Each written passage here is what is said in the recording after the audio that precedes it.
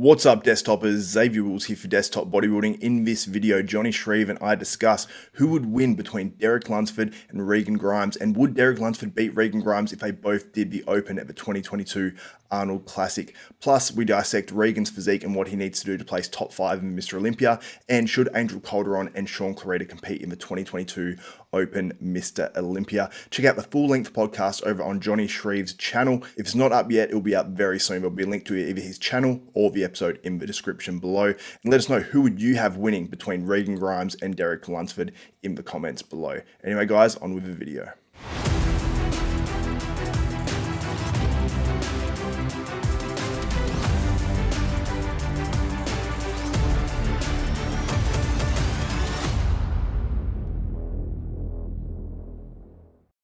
Hey, you know how Angel Calderon and obviously, what's his name? It's escaping me now. Shawn Clarida, how they qualified for the open class. If you were either of those guys, would you consider doing the open class? If you can place high enough, yeah, because the money's way better. Like, do you think that Shawn Clarida or Angel could? No. Yeah. No. I think Shawn could get, they beat like Shawn beat what? Regan and Sergio. And Sergio not at his best, and Regan not like here's the thing, like does Lunsford have a better physique than Regan? Then who? Sorry, you just cut out for a second. Regan. Does Lunsford have a better physique than Regan? I think he'd beat Regan, yeah. No, Derek Lunsford. Yeah, he'd beat Regan. Did he? Derek Lunsford beat Regan? When did Derek Lunsford beat Regan? I know, I mean he would. Like if Shawn Clarida beat Regan. But like let's say Olympia coming up. I mean the Arnold's coming up. Regan right now at his best. Do you think Lunsford could beat Regan? If Lunsford was full blown, yeah. Like Lunsford at his best right now and Regan at his best. Honestly, like if it's going to the Arnold Classic and Lunsford's like he's doing the Open, like he can fill up to whatever weight he wants to be with Harney coaching him for another X amount of time. I think that Lunsford could beat Regan. I don't think it's a guarantee, but like from the back, I think that that's sort of Regan's strength. But I think that Derek Lunsford still beats Regan from the back. Let's grab a hands overhead. I'm pretty sure we can find Regan. Regan's definitely gonna have, you know what, we could probably Instagram Regan. I mean Google him because the guy's the man. It's funny. Regan, obviously, like his pre-contest shots, I think look maybe a little bit more favorable over his on-stage shots, but he still, like, honestly, he improved a lot. Like he got a lot better this year. I was impressed. He's still getting. I've known Regan forever. Like we were chatting last week. Me and him were really cool, and he's like still trying to catch his stride. Like where he can go in growth, I think he's gonna do with Milos. To be honest, I honestly like. I was a skeptic in a sense, but I just saw him last week, and just from seeing, I saw him this summertime and I saw him last week, and from the summer to the last week, the difference is Milos and rebounding from competition. He looks like big, like full, and like quality full, and I think he's gonna be able to hold his size. He loses like he's so full before shows, and then he'll lose his size because I think he gets dieted down too much or something, right?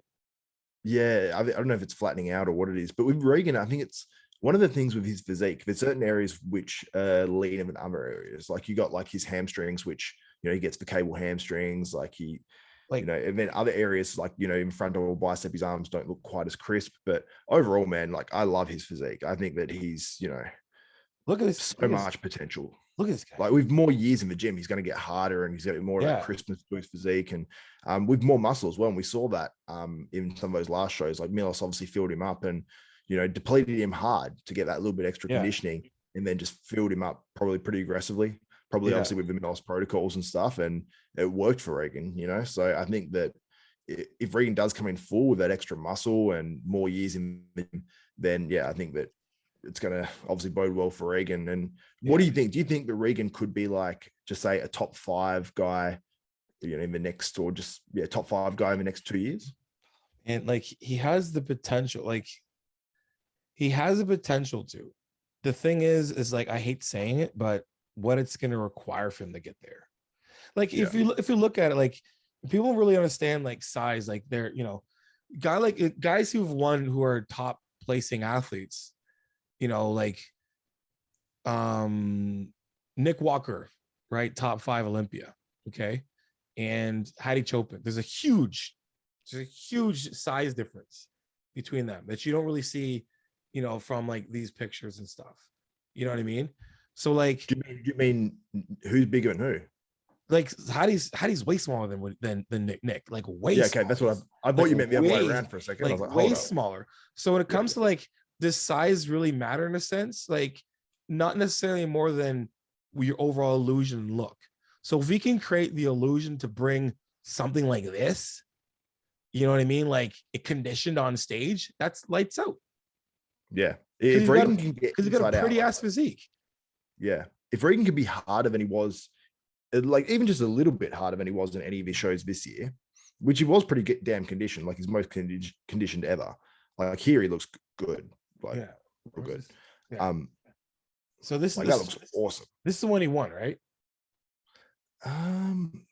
Egypt. Was that him or Samson? That was Samson, wasn't it? Regardless. Yeah. He needs to get bigger here. Yeah. And here. You know what I mean? Like, and let's see like the side. Like that's like he looks like this is better. This is like awesome. Like, because you can tell how much he's pushing it here. And his physique, because you could tell like his core, how much food he's probably got in him that is just the right amount, because you can tell he's not bloating at all. But like that is, you know, he little wash out here, right? Yeah, that's what I mean. Like just a bit, like he needs to get a little crisper through that chest region on the side chest. And he needs like almost like, I want to see that like hang from his chest, you know, the lower chest sort of hanging over the abs. And I think if that's sort of the one part of his physique, the back looks great. This never like, okay, so Regan, I don't know what it is. His hamstrings always from an amateur. I remember because I've like, you know, I've competed with him like since 2014, 15. Yeah. This never gets crisp. This is in weeks in advance. His glutes never get super duper crisp.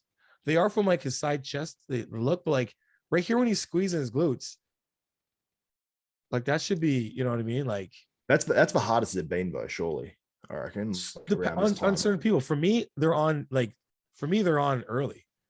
Yeah. Like for me, so when I look at like my leanness, I don't look at my glutes as being a telltale sign if I'm getting lean. I look at my lower back and my hamstrings. If my hamstrings are freaking like inside out, then I know I'm fucking, you know, then I'm super peeled. If they're not, my glutes, like, because some people can have like, I got glutes showing right now, and I know I'm not that lean, and I'm not on anything, right? So like guys like him, like, you know, he's just a little bit like, I think he needs, like, honestly, if he can get a like 10 pounds, between 5 to 7 pounds of quality mass, I think that's enough. And then conditioning for him to be like a top guy, because he's, like I said, he's pretty. And it sounds like a huge amount of weight, but like where he needs to put the weight on, where he needs it, he needs more on the legs, which weighs a lot. You know what I mean? Well, what is it? Pick up a 5-pound dumbbell. Like put that on meat every like places. You know what I'm saying? Like, you know, it's a lot of muscle, and like, but you can't expect him to put on 20 pounds at this time of his career after using for so long. But like, but obviously, if he can bring this, but peeled, that's lights out. Yeah, that's insane. His back is really good. Like his hamstrings look great. It's the harder he gets and the bigger he gets, loses the better it. It's gonna do.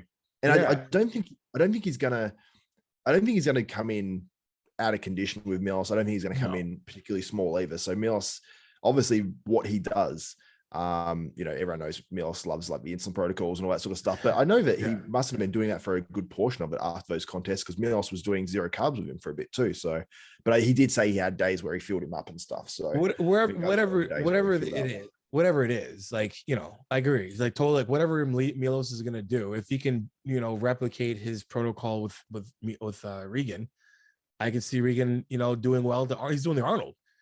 Like reason why I like Regan's like a, I don't know if we're going to talk about Regan, but like Regan, I've known Regan for years. When I was I remember asking him because his Instagram was going like bonkers, and he was we're all competing for nationals one year, and he went and did the Arnold amateur, and we were gonna do that show. We all decided not to. We're gonna do the Arnold first, and then I was like, I'll do the Arnold amateur, and I was like, fuck, I'll just do nationals, and he ended up winning the pro card there.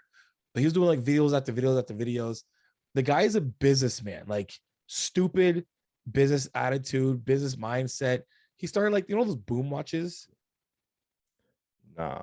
There was these boom watches from a long time ago. They're all different colors. That was his thing. And he sold those chunky ones. Yeah, and he sold that to someone else. And like I remember like, yo, man, how much should I post on Instagram? He's like, I post like 2 times a day. I'm like, is that a lot of posting? Won't people get annoyed? He's like, no, man, the people want to watch you won't get annoyed. I'm like, oh, dude, you're smart as fuck. And like he's built this, like he made himself. He's self-made, 100%.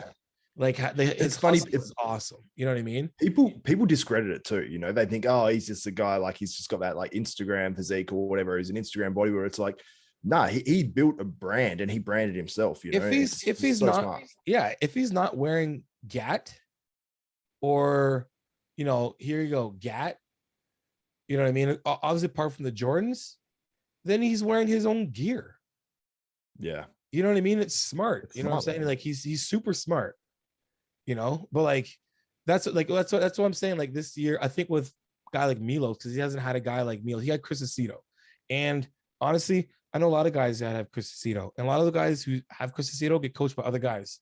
Hope you guys enjoyed this short from myself and Jonni Shreve. The full podcast is over on his channel, goes for over 2 hours. I think you guys will actually really, really enjoy it. It was very easy to record with Jonni, and we just sort of started and said, we'll just see where it takes us, and sort of went really, really well. We answered a few listener questions as well that you guys posted up on my community tab. So thank you guys so much for submitting those.